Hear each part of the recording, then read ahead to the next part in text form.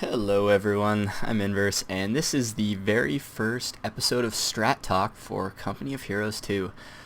For those of you who are not perhaps familiar with the StratTalk concept, what it basically is I'll be going over, in this case it'll be two replays, viewed from my perspective with the Fog of War on, of a couple of games with me playing a certain strategy, and I'll be talking about the strategy in general, how it's played, how I react to certain things, stuff like that. And the goal of a video such as this is to give you an extra build, an extra way to play, in this case the Ostheer faction, that you perhaps hadn't thought of before. Give you some more options in a beta as young as Company of Heroes 2 betas. That didn't sound right at all. In a beta as young as Company of Heroes 2's. That's why I screwed it up. In a beta as young as Company of Heroes 2's beta. There we go. It can be hard sometimes to know exactly what you should be doing, and I'm not gonna claim to know exactly what I'm doing either. But I'd like to think that I have a bit of success with this strategy, and hopefully I'll be able to convince you guys that it's something worth checking out. Now with that, let's get on with the game. As I mentioned earlier, this is an Ostheer strategy. It's something that when I, first of all, I should actually say, I had planned on releasing a Soviet StratTalk episode, in fact, as my first episode, and also releasing an Ostheer first-person video tonight. However, Relic had to go and post a patch and make a bunch of changes, and that completely ruined all of my Soviet replays for my Soviet StratTalk episodes. So I had to go I had to go find some more replays, and I decided to play some Ostheer. So instead of giving you guys a first-person video tonight, we're going to have a StratTalk episode, and then tomorrow we'll have a first-person video and a perhaps super special 2v2 cast, but we'll see about that. Anyways, on to the strategy. What I had gone into kind of planning out and preparing this strategy for was countering the early conscript spam. It's kind of the same situation as a lot of people ran into early in vanilla Company of Heroes lifespan, where just the extreme strength and ease of use that comes with building 4 or 5 conscripts, getting a flamer, maybe getting Molotovs, and being around the map is oftentimes a little overwhelming for a lot of players, and can be a little bit difficult to deal with, especially for players who aren't necessarily used to the Company of Heroes model. They're not necessarily used to defending flanks and executing flanks and what to look for and when to retreat and stuff like that. That isn't necessarily complicated, but takes a decent amount of time and just experience to become comfortable with. So with that in mind, I decided to try to figure out some way to set up an austere style of play that relied as little on teching as possible. I wanted to make this as simple as possible, and I wanted to do that I wanted to do that for 2 reasons. First of all, it's far easier to execute than a more complicated strategy, and that's something that's very nice early in a game's life cycle, because you don't want, there's a lot of things that you don't necessarily know, and there's a lot of variables that you can't necessarily control, and you want to control all the variables that you can actually control. So making something as simple as possible is one way to give you that control. It reduces the likelihood of you messing something up, and it just makes it a lot easier for you to execute your game plan and then react to what your opponent is doing. Now, the general build order is a Pioneer immediately out of your HQ building. The Pioneer that you get, that just comes when you start the game, is going to build the Tier 1 building, the infantry company, and then is going to go out and cap munitions. Fuel is not necessarily a priority in this strategy. We're actually not really going to be spending fuel at all outside of the Tier 2 upgrade. In this game, you'll see me actually get the Tier 3. the tier 3 upgrade, that's something I did away with in later iterations of the strategy, simply because I find it a lot more effective to simply devote manpower to tier 2 units and get a large number of units, as opposed to teching up and leaving yourself vulnerable to T-34s, which seems to be the unit that players are having currently the most trouble with. Now you'll notice here my opponent's gone Molotovs with a fairly aggressive conscript start. I don't have the best map control.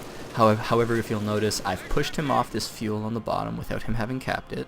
I have the middle. I actually have his munitions point as well, which is very nice. You'll notice my munitions income, a solid 38 right now. That's very important because I'm going to want to get a flamethrower as soon as possible. I, in fact, should have already had it. It's ideal to get a flamethrower on your highest health. There we go, right there. It's ideal to get a flamethrower on your highest health Pioneer as soon as you hit 60 munitions. The flamethrower right now is an incredibly powerful upgrade, and Pioneers and Engineers are fairly versatile and fairly durable in comparison to vanilla Company of Heroes, when they were perhaps a little more squishy and a little more vulnerable to damage. They take a lot less damage primarily because rifles deal a lot less damage right now, and they deal a whole heck of a lot of damage themselves. So that's the basic opening. You saw the MG. That's after the first 2 Grens. We're going to get an MG. We're also going to get another Gren squad we see. Right somewhere. Actually, we got that a while ago. We get another Gren squad, so we have a total of 3 Gren squads. And then our last unit is going to be a MG. And the reason I decided to slot in a Gren squad before the second MG, getting a 3rd Gren squad before that before that second MG, was because it's a lot easier to micro Gren squads. They don't have the setup, they don't have the unpack, they can shoot without being well positioned necessarily, and it's a lot easier to reposition them, whereas with MGs, you have to have a bit of foresight. You have to kind of know where your opponent might be, and you have to make sure your MGs are positioned correctly. Now, one thing you'll notice is this strategy actually has a fairly long tier 1. If you're a veteran of vanilla Company of Heroes, you'll know that a standard tier 1 is generally between 4 and 5 units. An extended tier 1, which is an overinvestment on tier 1 units, is generally over 5. And we'll see right now me getting the mortar squad, which is more of an extension of what I want to do with my extended tier 1. And the reason we call it an extended tier 1 is because obviously it's longer, but also it delays your tech and it gives you a stronger early game at the expense of a slightly weaker mid game, because you're not investing manpower, you're not investing fuel in getting up those tech buildings to get better cost-effective units. Instead, you're saying, hey, I'm going to invest right now in perhaps cheaper in the short-term units that perhaps won't have the same effectiveness later on in the game, but I'm going to bank on my opponent maybe trying to tech, or my opponent maybe trying to do something a little bit greedier that's going to allow me to exploit that unit advantage in the early game. And that's kind of one of the reasons for this extended tier 1. Another reason is the fact that our main worry in the mid game as the Ostheer is a T-34. A scout car isn't really a problem for us. 2 Panzerfausts, or even a single Panzerfaust and some small arms fire, is more than excuse me, I still have that cough. It's more than enough to deal with any sort of early scout car play. So scout cars are out of our minds. Panzerfausts are a mere 20 munitions. They're very cheap. We have a lot of Volk squads. We have 3 Volk squads. So we have a lot of coverage with those Panzerfausts. So we don't really have to worry about a scout car at all. So with that in mind, what do we have to worry about? Well, we have to worry about conscripts, obviously. That's going to be our main concern for the first probably 10 minutes or so, perhaps 12 minutes, depending on how long our opponent decides to delay his T-34, or how long we can manage to delay his T-34. But on top of that, we're getting tier 2, and we'll be getting packs which will be able to deal fairly consistently with the T-34. We also have Panzerfausts, which are extremely important, not necessarily for killing units like T-34s or T-70s, but slowing them down and giving our pack more time to take more shots, and also giving our infantry more time to cap around the map, because we do have a lot of infantry right now. You'll notice I actually also got a sniper, and this is generally what my tier 1 ends up looking like right here. So we have 3 Grens, we've got 2 MGs, we've got a mortar, and we've got a sniper, and this gives you an extremely powerful infantry base while not really leaving you open to any sort of early rush, because you can still get your tier 2 up in time. The tier 2 building is not extremely expensive. The pack is relatively expensive, but the building itself is negligible in terms of its cost. And if you notice what's happening right now, my opponent's investing a little bit in tech right now. If we take off the fog of war, look in his base, and we'll see he's building a tier 3 building right now. And you can notice that for a few reasons. First of all, he's being a lot less aggressive. You'll notice in the early game, he was flanking a lot, he was pushing a lot, he had Molotovs, so he was trying to get a lot of use out of that aggressive upgrade. As the game has progressed, he's slowed down his aggression, and he's gone instead for a little bit more tech. And in order to get the most out of that tech, he needs time and he needs resources, and both of those cut into his ability to be aggressive. So the lack of my opponent doing something is more than enough to give me some information as to what he's doing. And if we look back in my base, I will be getting tier 2 up very shortly, and that will be primarily to deal with that T-34. I'm not too concerned right now about infantry, and later on in the game I'll be actually using Flamer Pioneers as my means of dealing with conscripts with Hit the Dirt and elite infantry if that comes up. It doesn't in this game. Here's the tier 2 coming up right now. You'll notice I didn't mention this, but I got a fairly early heal bunker as well. This is a very important aspect of this strategy. A very excuse me. You know what? I'm gonna take a drink for a sec. There we go. Okay. Hopefully that should be better. But as I was saying, what was I saying? I was saying something about how important something was.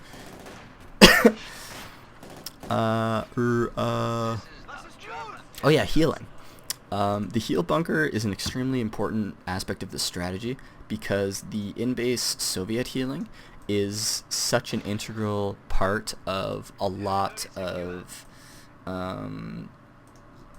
Soviet players' early games right now, and it can be very tough to deal with full health conscripts when you have half health or 3/4 health grenadier squads. Even if you have as many as I do, it's just you're not being very cost effective if you're fighting full health squads with relatively low health squads.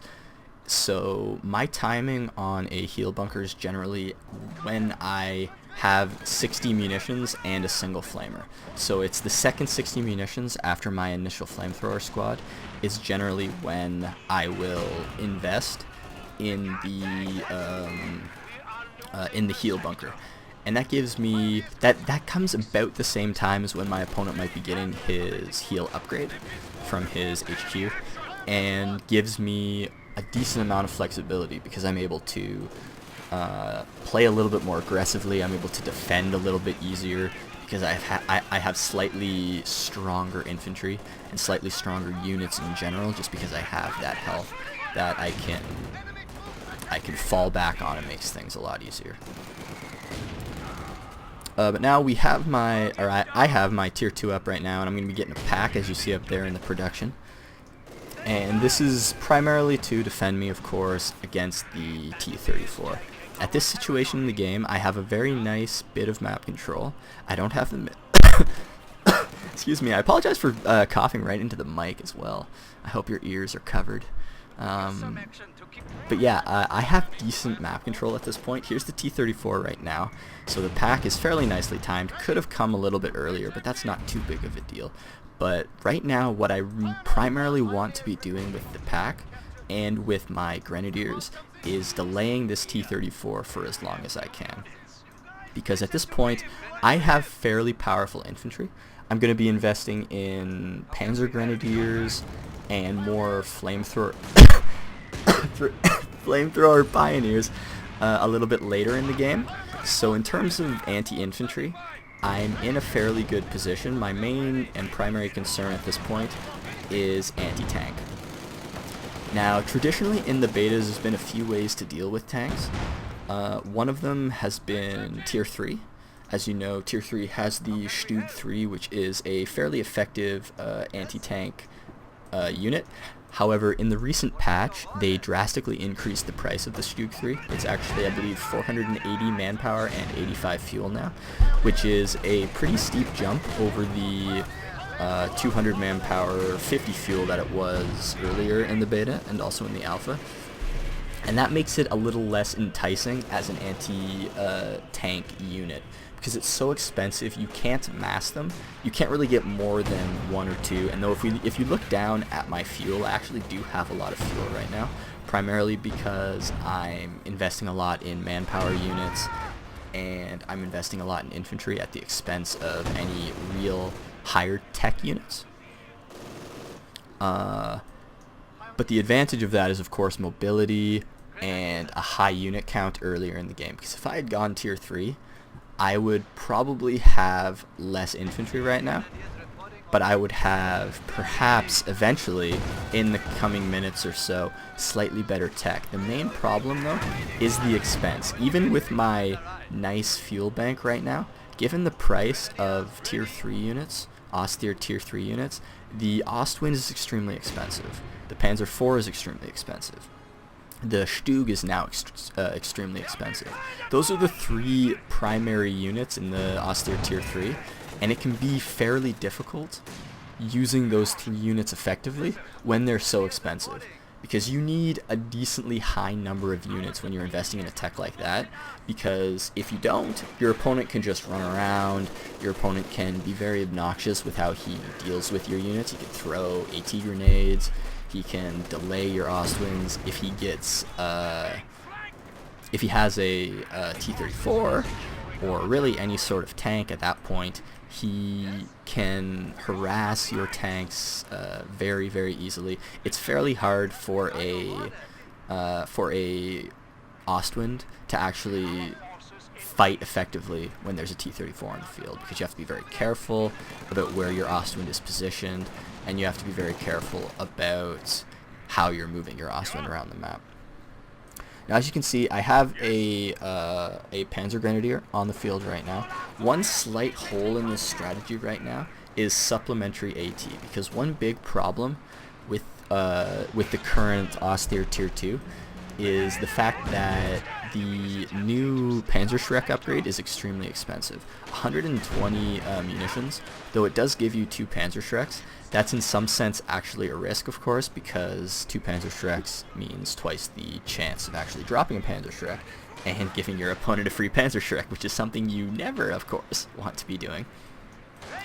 But with that in mind, it can be a little bit difficult to field effective handheld AT in the mid-game, because you don't want to be relying on 120 manpower upgrade, because that's an extremely expensive upgrade. Though I do have a lot of munitions right now, that'll drop pretty quickly once I start investing later on in more Flamer Pioneers, in the G43 upgrade for my Grenadier squad, stuff like that. It can be a little bit difficult. But as you can see right now, I'm pushing in with my pack on this right-hand side. Meanwhile, on the left-hand side, I'm using my infantry superiority to actually push him off on both sides at once. And that's probably the nicest strength of this strategy, is the ability to fight effectively in multiple places at once and have a lot of self-sustaining infantry that can do a lot of damage by themselves without necessarily having to have all that much support. An MG is fairly effective if he has a single flamer squad or a single grenadier squad around him. Panzer grenadiers and grenadiers, of course, very effective on their own. So it makes things a lot easier. You don't have to worry about, hey, if I tech up, is this going to be dangerous? Is my opponent going to be able to exploit this in some way? Which is a problem that you very often run into in early gameplay in any RTS, because it can it can be difficult, obviously, to know, hey, what can my opponent do? What is my opponent going to do, and what should I realistically do about it? What are you doing, buddy? He doesn't want to retreat. He's like, whatever, I'm gonna hang it. Poor guy. So this replay is pretty much over. I am going to go on to game number 2 now, and I'll join you guys on the flip side. Alright guys, welcome back. Let's jump into game number 2. This is going to be a game on Pripyat, actually against the same opponent, which I forgot to, or I neglected to introduce last game. I'm actually playing, these are 2 games against Steven JF, who is a Vanilla Company of Heroes streamer and player. Many of you watching are probably familiar with Steven and his work. We played a couple of auto match games, and this is the second of those 2 games. We'll actually be able to see some of the ways in which Steven modifies his play in response to what I showed him in the previous game, and we'll see conversely how this strategy is able to adapt itself to changes in the opponent's teching and stuff like that. Now I want to quickly go back to something I mentioned at the beginning of my last video, was kind of a disclaimer. I don't want to call it a cop-out, but just a warning that I'm not trying to pretend that a strategy like this is bulletproof. I'm not trying to pretend that you're never going to lose when you play a strategy like this. What I am trying to do is give you an extra option, give you some more ideas, and make you think about why you're doing the things you're doing in Company of Heroes 2, because there should be a reason behind every action you perform, and it should have a good, solid backing to it. And it's always a good idea to self-examine your replays and think about, hey, why did I do this? Would something else have made sense? What did my opponent show me?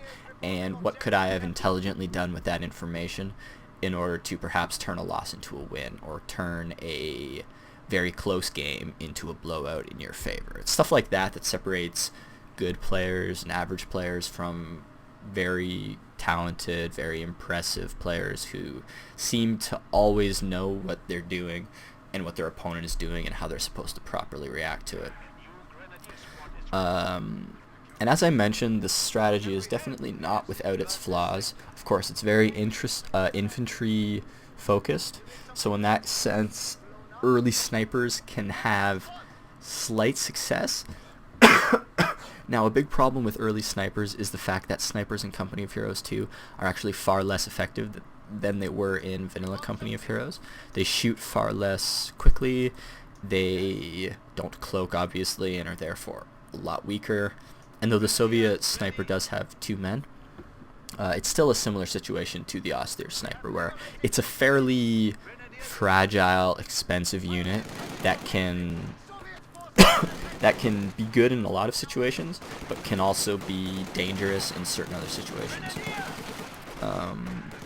I'm actually focusing down right here. I just want to give you guys a small insight into this engagement. I'm focusing down the engineer squad because it's the lower health squad of the 2, and if I can kill or force this engineer squad to retreat before my pioneer has to retreat, I'll almost certainly win this engagement. Now that I have both 2 Volk squads and my pioneer, I'll absolutely be able to force this conscript off, and as you'll notice, I was actually able to force that conscript to retreat. That gives me a very tangible tactical advantage in this early game in the middle here, because my opponent now only has a single conscript here. If my opponent was fighting these 2 grenadier squads with 2 conscripts, it might have been a little bit more difficult for me. I could have won, definitely, but it wouldn't be nearly as cut and dry as it was in this situation, where it was very easy for me to come out ahead in that engagement. The MG, of course, helped, but it only it sped up what was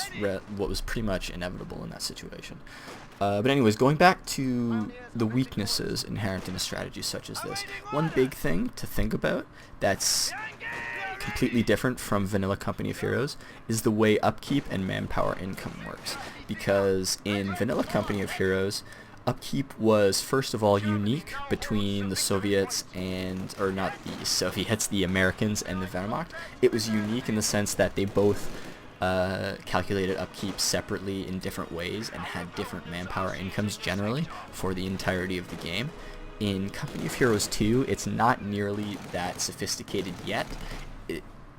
It definitely could change, but in the current situation in the beta right now, I'm gonna blank on the exact numbers, but I believe your first 25 supply is free, and then each supply after that takes off, I believe it's 4 manpower per minute on your income between 25 and 75, and then your manpower and then your population from 75 to 100 is free once again. So that's something to keep in mind, because if we're playing a infantry heavy strategy, any infantry heavy strategy by necessity relies on manpower, because you need to reinforce your squads. You need to spend manpower to maintain your infantry. You can't just rely on a tank, where a tank pretty much you pay up front one time, and as long as you can keep that tank alive, it's pretty much free damage from that point forward. You don't have to pay. You don't have to pay for reinforcement costs. You don't have to do any of that kind of stuff, and so it's a lot more cost effective in that sense. And that's one of the benefits, of course, of teching up rather than investing in infantry. Now, in vanilla Company of Heroes, there were 2 ways you could alleviate that kind of pressure. One, of course, was the medic bunker, which allowed you to recover brand new full squads from casualties if your opponent was sloppy. And another was the way upkeep worked, which was if you overinvested in a very large extended tier 1, which is something Alliage, a very good vanilla Company of Heroes player, does frequently, is he'll overinvest in tier 1, but he does it because that overinvestment in tier 1 will allow him to capture a lot more of the map than he traditionally would. And in vanilla Company of Heroes, each territory captured actually provides you with a little bit of manpower income. That's not the case in Company of Heroes 2, and for that reason you have to be a little bit more careful about going for extended tier 1 plays, because you're not getting anything in terms of manpower back from going for an extended tier 1. That's also one of the reasons why this strategy is something that is something whose idea I first took from Aimstrong in a game I actually played against him on this very map, where I actually lost to him because he did a very extended tier 2 and then followed it up with a Tiger, and I had overinvested in anti-infantry. I had no way of dealing with his Tiger at that time, and even though I was vastly far ahead in terms of victory points, I couldn't do anything about the Tiger because I wasn't prepared for it. And that was because he had prepped me throughout the rest of the game, because I needed to keep up on my anti-infantry. Because if I didn't keep up on my anti-infantry, well, he would have overrun me anyways. Now, one big problem with that style of play is if your opponent invests even more so than I did, because I was still a little bit... I was trying to play it as safe as possible, so I had AT grenades, stuff like that. At the same time, though, the problem with the Tiger, in terms of it being a quality follow-up to whatever you would want to do in the early game, is the fact that it's extremely expensive, not just in terms of resources, but mostly in terms of time. And that's a big difference between like the Tiger of Company of Heroes 2 and the Tiger, or the King Tiger from Vanilla Company of Heroes. Those were both extremely expensive units in terms of manpower, but they weren't expensive units in terms of time. You didn't have to tech up to them. You didn't have to waste time and resources that you could be spending on other units preparing for those units to come out. You just had to save up so that when you unlocked them, you could call them in right then and there. It's different in Company of Heroes 2 because you actually have to plan ahead and say, hey, I'm getting pretty close to my Tigers. I'm getting pretty close to the CPs, whatever they might be, for Tigers. I need to start preparing for that. And what does that mean? That means I have to tech to tier 4. I have to tech to tier 4, and I have to make sure I have enough manpower and enough fuel so that once I've unlocked that unit, I can actually produce it, and I can actually get something out of that investment, because I'm going to be building, I'm going to be spending a lot of manpower and a lot of fuel, first of all, on getting just the straight up tier upgrades from the HQ building, which I'm going to need because I already have tier 2, so let's say I'm going to need the tier 3 upgrade, I'm going to also need the tier 4 upgrade. I'm then going to have to build my tier 4 building, which is both expensive, in terms of both time and resources. And finally, I'm going to have to build my Tiger tank, and that's expensive again in terms of time and resources. It takes a while to build. It's extremely expensive in terms of manpower. I think it's 520 manpower and either 120 or 140 fuel. It's a very hefty investment, and it's something that isn't quite like the King Tiger or like the Tiger in Vanilla Company of Heroes. It's not a, hey, I saved up for a minute and a half, I was a little bit more defensive for a while, so hey, I have this King Tiger now, and that's going to give me a strong advantage going into the mid game, or going into the late game rather. It's not quite like that, and though a Tiger in the late game can absolutely give you an extreme advantage and sometimes even a game-winning advantage, it's a very dangerous play to make, because if your opponent is prepared for it, or if your opponent recognizes your plan and knows, hey, he's not really doing anything right now, this is interesting, what could he be doing? Well, one of the big things you could be doing later on in a game is, well, he's probably teching up to something pretty good, Tiger or something like that.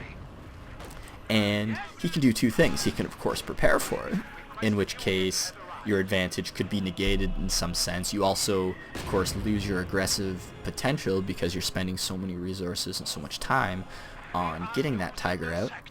And furthermore, he could exploit that and say, hey, he probably doesn't have as many units right now, and if he does have units, he has to make a choice if I attack him. Does he reinforce the units and build more units and defend my flanks, which would of course delay his Tiger, or is he going to let me push him off and let me take a lot of the map back for essentially free, but in exchange I'll be able to get my Tiger out? And it's a difficult situation as a Ostheer player to be in at that point, because you need to make a choice, and it's not a very cut and dry obvious choice. It's actually a very unclear, kind of nebulous, I don't really know what I should do choice. And those are the choices that you want to, as best as you can, avoid having to make, because they're the choices that rely to a more or less degree on an element of luck and random chance, and those are two factors that you absolutely want to extinguish and eliminate from your play if at all possible. Now, as we see, Steven, he went for a fairly standard opening, didn't get Molotovs this time, but he did get 4 conscripts, he got the early healing upgrade. He pretty much did probably the best Soviet strategy at this point in time right now, and this point right here is probably the strongest moment of that strategy, because two things happen. One, he has his T-34, and his T-34 is kind of the turning point. If you look at my units right now, I actually don't have a pack right now. I was actually a little negligent in getting that pack. It's not a terrible situation for me, because of course I have my Grenadiers, so I can delay his T-34 a fairly decent amount of time. However, I of course would have liked to be able to have my pack at this point in time because it would give me a lot more security against what he's doing. But on top of the T-34, he also has access to the submachine gun upgrade. You'll notice I have around 2 command points right now. It's fairly safe to assume that my opponent has approximately the same number of command points. 2 command points, of course, is when you get the SMG upgrade. And it's the point in time when the conscripts really go from fairly dangerous but manageable to you really need, as an Ostheer player, to be careful about where your opponent's conscripts are, how they're fighting, how they're positioned, stuff like that. Because if you don't, your opponent's going to be able to deal a lot of damage to you. He's going to be able to take the map back fairly easily, which is actually what Steven is doing at this point in time. He is exploiting his advantage and spreading his units out as much as possible. He's got a conscript squad down here. He's got a few squads, including his T-34 down here in the middle to push me off that point, and he's also capping up on this top point as well. He's waiting to try and see if he can catch me out of position, and if/when he does manage to catch me out of position, to punish me for that mistake.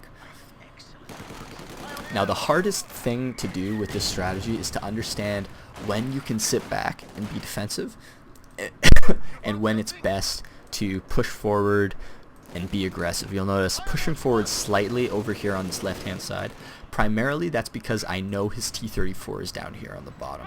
It gives me a bit more freedom to be aggressive up here on this top side because I know, hey, chances are I'm going to be relatively safe, at least from tanks and from heavy damage on this side of the map.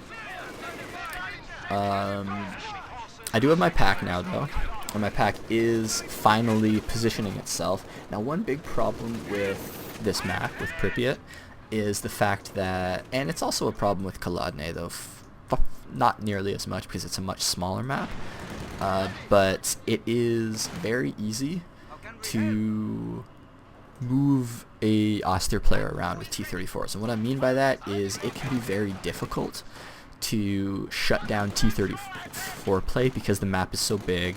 There's so many there's so many choke points, and there's so many choke points, there's so many shot blocking objects that can make it difficult for a AT gun, for a pack to actually get damage off on a T-34. You'll notice I actually planted 2 sets of teller mines, one right there and one right, I'm gonna find it. I planted another one. It might have exploded. There was another one, yeah, it exploded when it hit a mortar shell, but I planted a couple teller mines, and that one explodes right there. So they ultimately ended up being nothing, but it's a nice safety net, especially in the mid game, because you have so many munitions, and for a mere 60 munitions, you give yourself a fairly good chance at pretty much outright killing the T-34. And if you can outright kill the T-34 with a strategy like this, you have such infantry superiority, provided you don't lose any of your infantry, that it's relatively easy from that point forward. You'll notice, even despite my opponent's T-34 and his conscripts upgraded with hit the dirt and all that stuff, I have such a mass of infantry and support weapons, and most importantly flamethrowers, which in a longer game I would be building out. This game won't go quite as long, or quite long enough for me to actually build out my Flamer Pioneer force, but that's one of the best ways to counter any sort of conscript play. Flamer Pioneers, even Flamer Engineers, are extremely powerful, and come late game with this strategy, generally your biggest problem is a combination of both Panzer Grenadiers and conscripts, or not Panzer Grenadiers, but conscripts and T-34s. By negating the T-34s with packs and negating the conscripts with a combination of Panzer Grenadiers, Grenadiers, MGs, and Flamer Pioneers, it becomes fairly easy to hold your opponent back and win, if not necessarily by VPs, then give yourself enough of a map advantage that you can just starve your opponent out.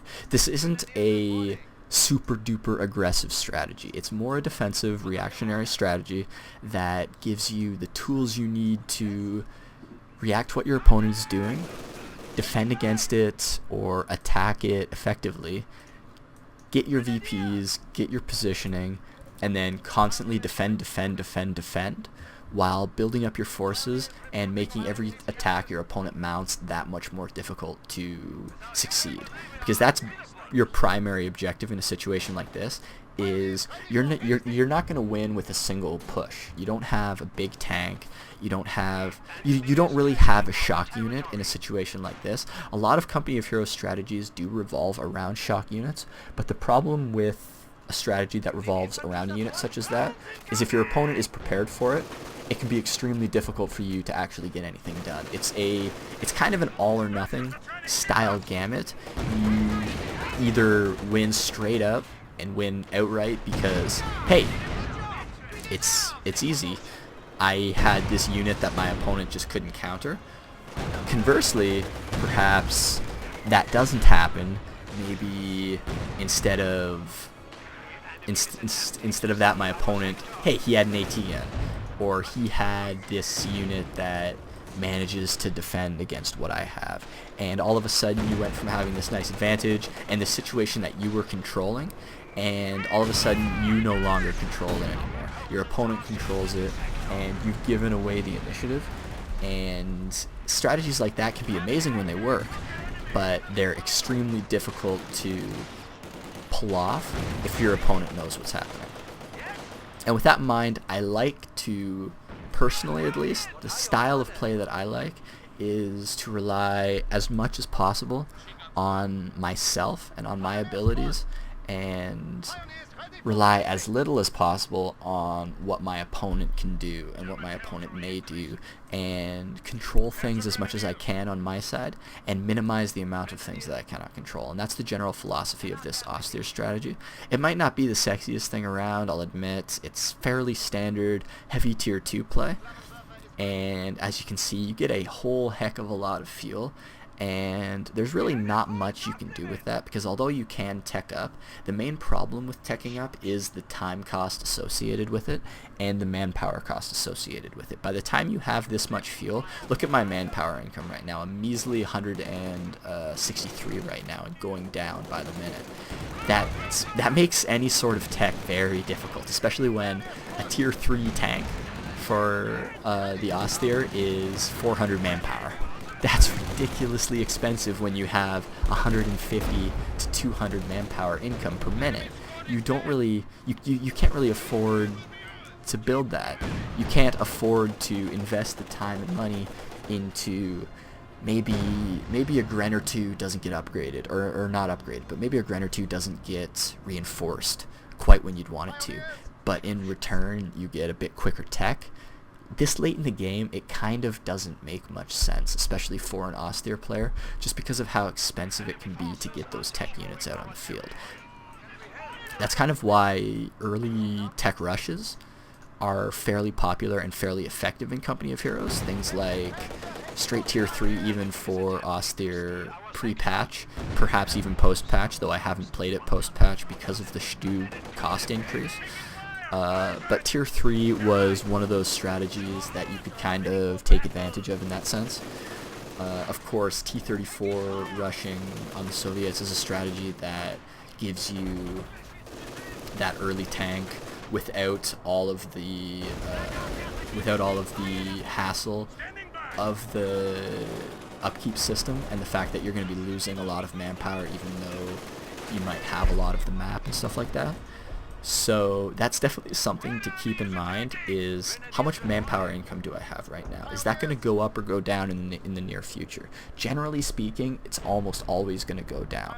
You're going to keep your units alive, they're going to reinforce, you're going to build more units, you're going to have a higher pop cap, or a higher population count, and it's necessarily going to reduce the number of, or the amount of manpower you get per minute, and that's something that you should be keeping in account, or taking into account rather, when you are actually deciding on what you want to do and deciding on what strategies you want to do. But that's pretty much the end of this replay, and with that, the end of this episode of StratTalk. I hope you enjoyed this episode. I hope you have found something useful in this strategy and perhaps have some success with this strategy, or at the very least try it out and see what you think. Make your own decision, see if it suits your style of play, stuff like that. Of course, if you have any questions, comments, stuff like that, I would absolutely love to hear them. If you have any questions on the build, please do post them in the comments below, and I will take a look at them.